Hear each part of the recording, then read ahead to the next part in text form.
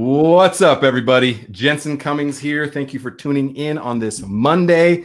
We got John Davidson, owner of Cooper's Small Batch, in the house. Thank you so much, John, for being on. Thanks for having me.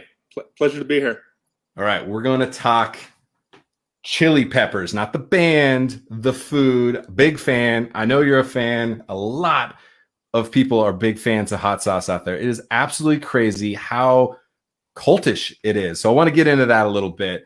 Tell us exactly, Cooper Small Batch, what exactly is that company? So Cooper's Small Batch started as a small craft hot sauce company. And we are expanding into some other chili-based products as well. So we've rebranded ourselves as a gourmet provisions company. We are a small, local first is what we like to call ourselves. We try to source locally first. We sell to local grocery stores and boutiques. So local is our first priority, although we do some business outside of our local area as well in order to try to make ends meet. But Cooper Small Batch started about 10 years ago. I started making hot sauce at a restaurant that I owned in order to complement the food that I was making. So we were making sandwiches and salads and breakfast sandwiches, pretty simple fare that needed just a little bit of upkick. And what I was finding out there in terms of hot sauce was some pretty standard pepper, vinegar, and salt style hot sauces that just weren't what I was looking for. So I started to create my own, and they were really, really well received by my customers.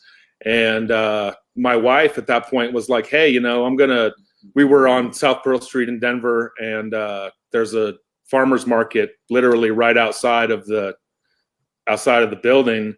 And my wife was like, "I'm going to start selling this stuff at the farmer's market." And I said, go ahead and do whatever you need to do.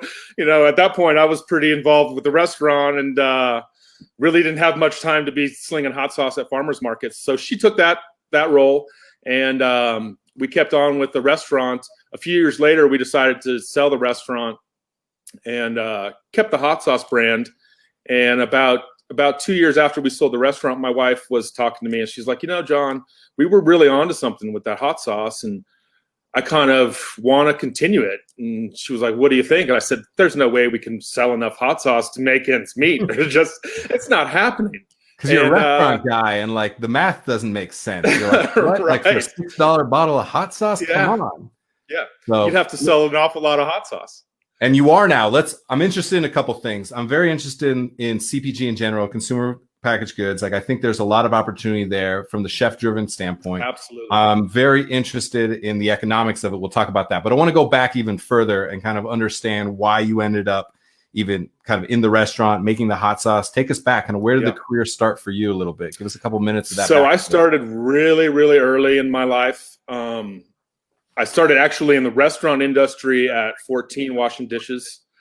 Even before that, though, I was working out of the Betty Crocker, good old red and white at about 4 years old, picking recipes out of there and making those with my mom. My mom was always really into food. We were members of food co-ops as far back as I can remember. Yep.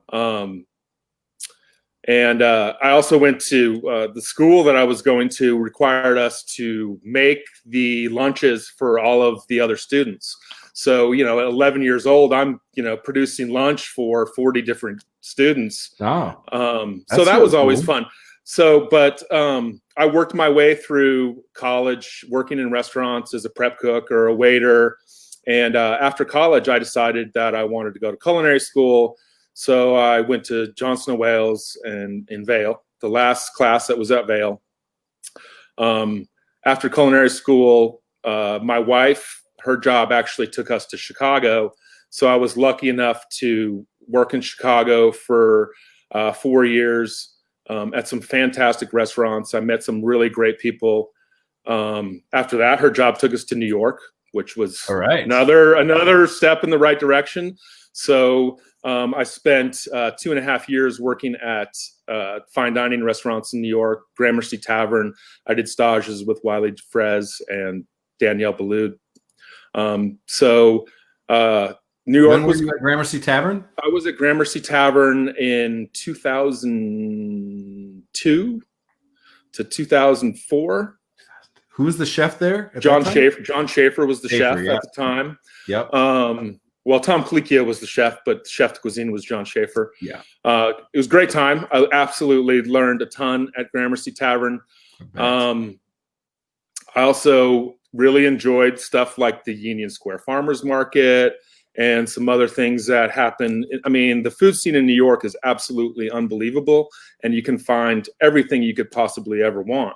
Yeah, and that Wednesday farmers market, the Wednesday evening farmers market at Union Square, one of the best farmers market, like Boulder, Colorado, San Francisco, and the Wednesday Union Square are the best that I've been anywhere in the country. Amazing. The one in Chicago is fantastic too. But yeah, I lived a block from Union Square, so it was on my way from my house to work. So I was lucky enough to be able to stop in there, and we got a lot of product from that market actually at Gramercy Tavern as well. So I got to see some fantastic product there. So it was about 2005 that we moved back to Denver.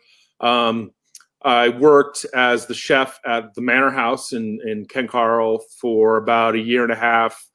And at that point, I decided that I wanted to open my own restaurant. And we opened the Crushery, which is where the whole hot sauce shebang began. That's great. Perfect. Good lead up. So Cooper's, where did the name come from? So Cooper is my son. And actually, we started the hot sauce company as a way to make money for his college fund. So we were selling bottles at the restaurant, and we were like, okay, so all the money is going to go to Cooper's college fund. And at that time, we had Cooper's small batch hot sauce, and we had Zoe, who's my daughter. We had Zoe's flavored sugar. So we were making lemon flavored sugar and raspberry flavored sugar, which didn't fly. So no, it was a no-go. And we may try that again, at some point, because that seems to be coming back in popularity as well. Mm-hmm. So you never know what you're going to see from us. You're just a little too early on that one, a little too futurist on that one. I guess so. I know that well. So the hot sauce is then now you're like, all right, there may be something here. Here's the first thing that I'm interested in. You're going into a saturated market. And I very much believe a saturated market means that there is demand. And if you're best, you can win in a saturated market. I completely agree. There's opportunity in saturated market for sure. On the flip side of it, it means there's massive amounts of competition. So give us like kind of the entrepreneurial hustle at the beginning. You were like, holy shit, I got to sell a lot of bottles of hot sauce. Right. And you got to produce it all. Think about that from the chef perspective, and then the operator getting into a hot sauce market. So my wife's background is in sales and marketing. That is a big bonus for the restaurant guy to have the sales and marketing. Yeah, because business is not my forte. So she's like, I was like, how do we launch this? And she said, there's something missing in the hot sauce world, and it's a giftable style of hot sauce. So we wanted to create a hot sauce that people, not only was it unique, which our hot sauces are extremely unique and very different from what's out there, but it's also something that is a little bit more gourmet. It looks a little bit more elegant, really stands out on the shelf. It's really different in terms of packaging and bottling than anybody that's out there. Wax dip bottles, very simple logos. We took a lot of inspiration from the beer and wine industry. I can tell that. Yeah. We really wanted to be something that was different. We saw a lot of people with peppers and fire in their branding, and that was really not the direction that we wanted to go. We wanted everybody to be able to enjoy our hot sauce. We didn't just want the chili heads out there, and there's a large group of chili heads, and they always come to me and they say, well, what's your hottest sauce? And I go in to explain that, maybe we're not necessarily that hot sauce company. Yeah. We're not trying to in that. Let's hover on that for a second. Yeah. There is a whole subculture. Absolutely. It's unbelievable. Anytime I post something on a hot sauce that I have, people go crazy about it. Yeah. There's a couple things. They either co-sign, or they like that and say you should also try this, or they say that's hot garbage. Why the hell are you eating that? Like, there's a lot of emotion behind it. Was it challenging, or did you see it purely as an opportunity because there's a lot of emotion attached to it? So when we started about 2.5 years ago, when we relaunched the brand, I really had no idea about the hot sauce company or the hot sauce world, field in general. Yeah. And I really didn't even know that much about making hot sauce. There's so many different types of hot sauce out there, Louisiana style, Caribbean style. I know this now, but at the time I didn't know it. I mean, I made our Grundle Thumper, which is our best-selling hot sauce, the first time I ever made a hot sauce. The recipe is the same today. Logo, by the way. Oh, thank you. The same recipe today as it was, 10 years ago when I first made it. Yeah. And I've learned since, through, FDA regulation that pHs need to be a certain level, and, certain things have to happen in hot sauce to maintain quality in the bottle. But in the beginning, I had no idea about this. Right. So I was really fresh. So the first trade show that we ever did was the Fiery Food Fest in Albuquerque, New Mexico, 2 years ago. And we were there, and we're, sampling our hot sauce, and people are like, well, did you guys enter, into these competitions and so forth? And we said, no, we really didn't even know about that. So, since we've entered competitions and won some accolades for our hot sauces, and that's really great in terms of recognition. But yeah, the chili heads out there are crazy. I mean, there's this guy in Arizona, his name is Vic, who's been really receptive to us and very welcoming. And all of the chili heads seem to be really welcoming. And most of the other craft hot sauce companies are very open to give you information about what what regulations you need. So it's a really great community. But they love their hot sauce, and craft hot sauce is booming. Hot sauce is the #1 fastest growing condiment in the country. Yeah. Give us some idea of the size and scope. I think a lot of people underestimate the market cap on that. Give us an idea, maybe anything, how big the volume of total production, or how much in sales, or how many companies, just a couple little tidbits to help people out. I'm not sure. I'm not exactly sure on numbers. We need your wife on here. She'll know. She probably wouldn't know. Yeah.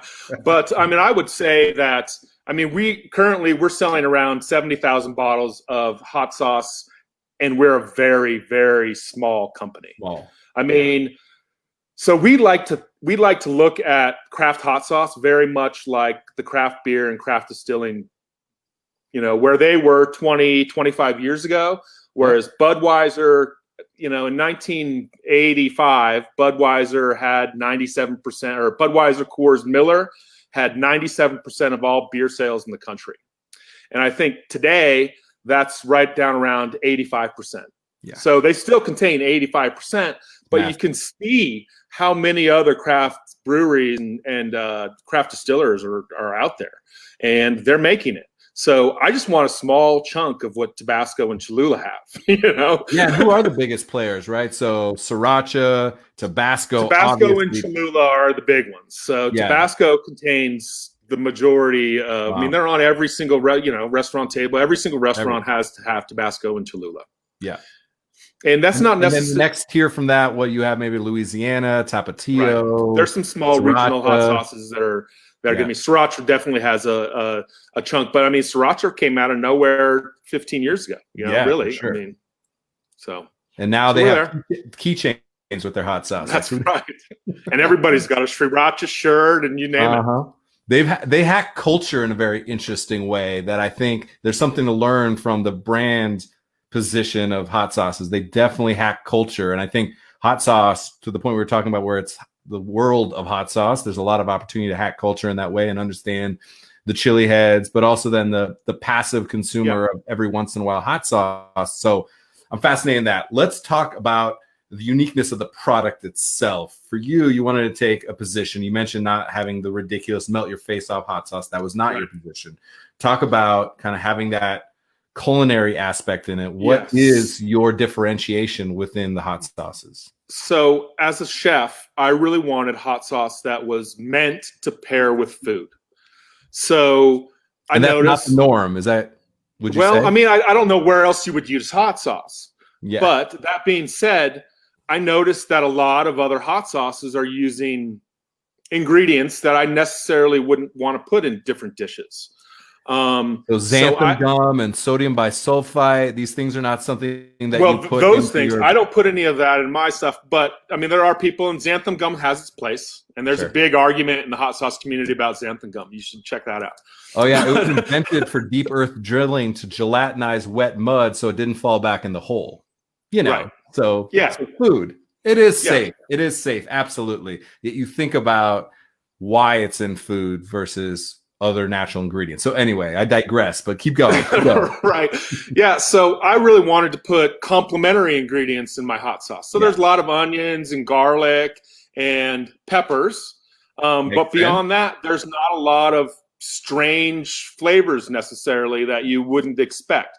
So, you know, I see other hot sauces out there that have, you know, goji berries and a lot of other things that are really going to affect the flavor of your food, whereas onions and garlic are primarily found in your food. So my hot sauce has a tendency to blend a little bit better with your food than some of those other, and it's a little bit less acidic than some of those other hot sauces that you're going to find out there. And on the uniqueness side, I wanted to find hot sauces that other people weren't making. So we had 4 hot sauces at the restaurant that we were ready to go with. They were ready to launch into market. My wife says, what else are we going to do? So I said, we need to make a 6-pack hot sauce. So we have a small little, and we made this 6-pack in miniature bottles so that people could, you know, put it in their purse or whatever they wanted to do. But so we needed to come up with 2 new hot sauces. And I said, well, I've never seen a white hot sauce. So that was one of the things that we really wanted to do, was we wanted to come up with a white hot sauce. Yeah, let's just go into each of these. Tell us about this guy. So that's the Leche Diablesa. That's the white hot sauce. It's coconut milk based.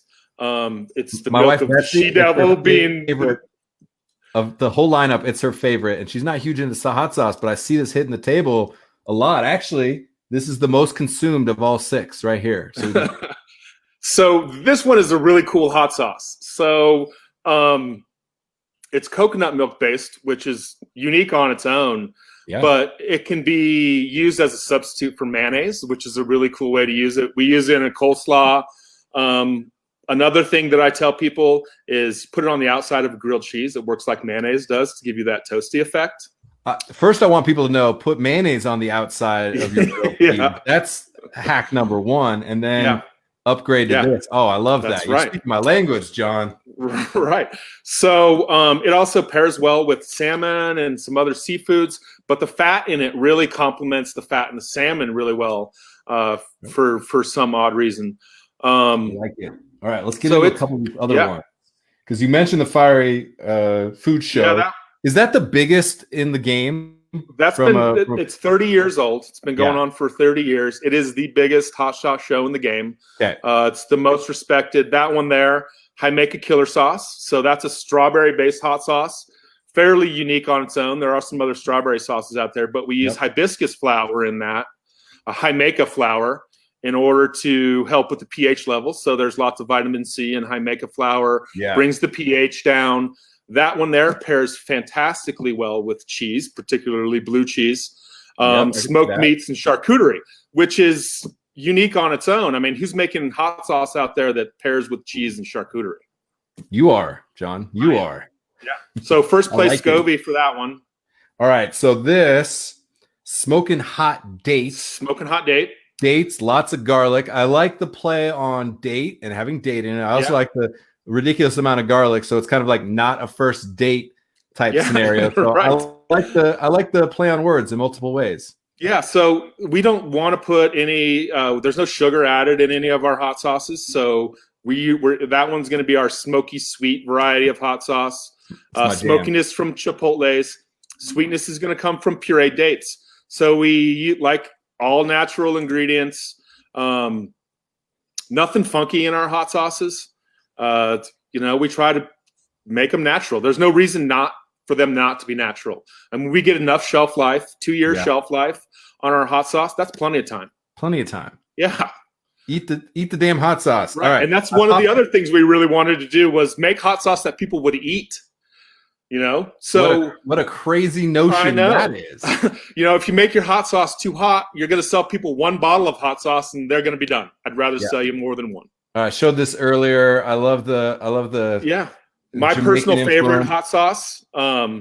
For some reason, it also seems to be the hardest one to sell. Interesting. Yeah. I think it's people are a little bit scared by some of the flavors in there. There's allspice, cinnamon, nutmeg, those traditional Jamaican flavors. Michelle and I, my wife, have always had this affinity for Jamaica. We got married in Jamaica. We took our college trip, our after college trip, and spent a month in Jamaica. Instead of going to Europe, we went to Jamaica. So we really learned about Jamaica's spices and how they like to have their food. But we have tamed that one down a little bit for the American palate. So a lot less Scotch bonnets and habanero, more jalapeno, more green chilies. Why are we always watering things down, John? Well, I've got to sell my hot sauce to them. I hear you, man. I hear you. No, I'm not mad at you. I'm mad at us, the consumer market, saying it's a little too other, whatever that means. And I feel you there 100%. All right, the newest one, Perfect Storm. This one was interesting to me because anytime you see ghost pepper, people go, ooh. But people freak out. None of them are that spicy. It's not really that spicy. So nobody really said how much ghost pepper you have to have in a bottle of hot sauce to say that there's ghost pepper in there. And there's plenty in there, but chilies have different flavor profiles, and the way that the heat works in your palate is very different. So habaneros are pretty quick hit and a quick finish, whereas ghost peppers are going to linger a lot longer. So you'll notice in that hot sauce, there's a whole lot more linger in the heat than there is in some of our other ones. But that whole hot sauce was developed off of a Thanksgiving cranberry relish recipe that my mom used to make. So cranberries, pineapple, tangerines. You get a lot of tangerine right up front in that hot sauce. Sure, ton. Really, really works well with the whiter meats, and it gives me this idea of Chinese food for me. I get this orange chicken thing going on. I like that. You know what? That's funny you said like white meats, because the thing that I had this on, which I actually have right now in the fridge, is some mulefoot porterhouse chops from Eric Skoken's farm, Black Cat. The most fat, ridiculous. I can't not light the grill on fire every time I throw those things on. And this is what I had on that. I think I had like 3 of the hot sauces. I was like using that as like a taste tester because I know that product really well. And so then I get a good sense of how it pairs with umami and amino acids, which I'm big on. So that's a whole nother geeky conversation you and I need to have on exactly how you're building your profiles. But then Grundle Thumper, the #1 seller. Talk about this guy. So that's like I said, the first hot sauce that I ever made. So really simple hot sauce, not real complex in nature, but great transitional flavors, which is another thing that we really focus on in our hot sauces. We like one thing to hit you first, and then it fades into something else. So that one goes from an initial hit of habanero. Almost immediately you get heat, you get to taste the habanero, and then it goes into garlic, and then finishes with like a nice nutty toastiness from the arbol chili. That's our morning eggs hot sauce there. That's the one you put on everything. On everything. I like it. So, all right. I want to finish with talking about a little bit of the community efforts that you've been making. I love your hot sauces, but my show is not about like endorsing a product, like you just sent it to me because I like hot sauce. And the reason that you're on the show is because I saw you guys out there doing some work, just scouring social media, and you guys are out there kind of giving back to the community. Talk about what you're doing and why it's so important to you, because it makes sense for restaurants to be cooking for their community because that's a function of a restaurant. A hot sauce company, it's like, well, what do you really do to help your community? So talk about that a little bit from kind of a big picture standpoint and specifically what exactly you're doing. Absolutely. So the big picture of it is that as a business, we feel that it's our responsibility to give back to the people who are supporting us. So And As who a is that, local, John? Like when you think of your community, who is that? so Denver is our community, and my community has always been the hospitality community. So I feel this obligation to the hospitality community who, gave me education and helped me to learn and so forth. So we have, since the beginning of COVID-19, we've been helping chow.org with a portion of our hot sauce sales. I told my wife, I said, listen, these people are struggling right now. Yeah. We really need to find a way that we can help them as best we can. And, we're not a big company, and we just feel like it's our responsibility as a local company to do what we can. And so we've been giving $1 from each hot sauce bottle that we sell to chow.org since the beginning of COVID. We have always found one of our charities that we've been giving to is the Other Side Academy, which is a group of people who are helping people who have been incarcerated or have addiction issues. And I've always felt that this is really close to me because, like many people in the hospitality community, things could have gone really differently for me. Yeah, and I could have used a step up at some points in my life. So we donate hot sauce to them whenever they want it. Can we have some more hot sauce, John? Yeah, absolutely, guys. Yeah. We'll swing it by this afternoon. So we donate to them, and we've partnered with some of our retailers to help first responders. So Levers was really good about getting our hot sauce and some other local products and some other people who are doing some great work within our community as well to first responders, and we helped with some of that as well. So Levers Locavore. Yeah, Levers Locavore. Yeah. Yeah. So Levers Locavore, a local specialty foods grocery store type scenario that people should absolutely check out, because all of our friends and contemporaries who have CPG type products are there. They do amazing work. And I know that also Rebecca Berry, the Modern Eating Show, they kind of got together and also set up a little stand there to sell merch from restaurants as just a pass through. Right. Funnel a little more money to them. Rebecca was the one who headed up that with Levers. She was great. That was huge. And then Chow for everybody, culinary, hospitality, outreach, and wellness. If you know the show, you've seen John Hinman on the show 4 times maybe. I've spoken with that group before in their platforms of Zoom meetings. Really, really great network of just hospitality professionals who, want to shoot the shit or tell a story of woe or just need some support, whatever that might be. I very much likened it to, it's like post shift where you have those moments of camaraderie, yet you don't have to black out or be hungover in the morning, that you can still have the same level of interaction and dialogue without being completely lubricated beyond recognition, which tends to unfortunately be the norm. At least it was for me. So I think that's really great work. John, I need to finish with this because I forgot. CPG, as I mentioned it, I've been talking to restaurants so much for so many years. I wish I had known this when I was, owning and operating restaurants. Every single restaurant needs to have a consumer packaged good product. You need to be selling. I completely agree. Anything. Yeah. Chook comes to mind. They're selling their chicken seasoning, hot sauces, pickles, fermentations. You need to create and generate revenue outside your 4 walls because the margin model is so strapped already. Talk about that, thinking about that from an operator mindset, thinking about that. Give restaurants maybe a couple seconds of like, you need to do it. Give them an idea. Yeah, I mean, the money is there. The margins are there. Find a way to get it done. Yeah. I've always felt like, even before I started making hot sauce, I've always felt like shelf-stable products were really important.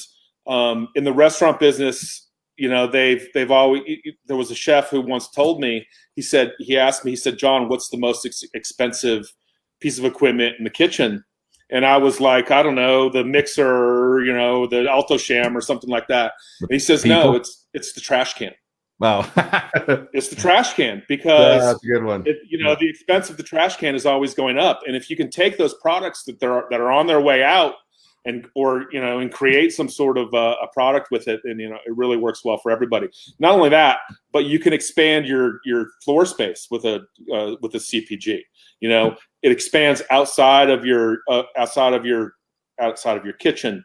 Yeah. So all of a sudden you're getting publicity and marketing in other places that aren't necessarily your normal aspects. So it really helps to get your name out there. You can branch into different genres of people who might not necessarily be able to afford your product in the first place, or your restaurant in the first place. And so do it. The money's there. Just do it. Oh, yeah. You and I got to talk about that some more. We got to talk about fermentation. We got to talk about a lot of stuff. But for today, that is our time. John Davidson with Cooper's Small Batch. Check them out for sure, because $1 of every bottle that you're buying is supporting his community, our community, the hospitality industry, and very specifically in kind of the greater Denver area. So, John, thank you so much for being on the show. Thank you, guys. Appreciate it. Have a good day, guys. Yes, that's a very important conversation. It seemed like a simple conversation about hot sauce, and it is. And their hot sauce is great. It's unique, yet it blends very well. I can definitely tell the kind of chef influence on it for sure. I definitely tasted that, felt the nuance, felt like it balanced out some proteins and some different dishes. So I'm a fan of that. Yet it was not about endorsing or co-signing his product. It was all about their giving back, the thoughtfulness that they're creating, and the consumer packaged good, CPG, chefs, restaurants. It is an absolute mission critical must. You have got to start taking whatever you make that's amazing and finding a way to package it, and it grows your brand, and you can have people all across your local market, in other markets, consuming your product, seeing your brand. It's in somebody's home. Their friend comes over. They try your hot sauce, your pickle, your seasoning, and go, what is this? Oh, it's the restaurant down the street. It changes marketing. It changes economics. 100%. Go do it. All right, everyone. I appreciate you. I got a new grill for Father's Day yesterday. It's super shiny. I think I'm cooking some mule foot pork chops from Eric Skokin's farm, Black Cat up in Boulder, and sounds like I'm putting some hot sauces on them. I appreciate you all as always. Cheers.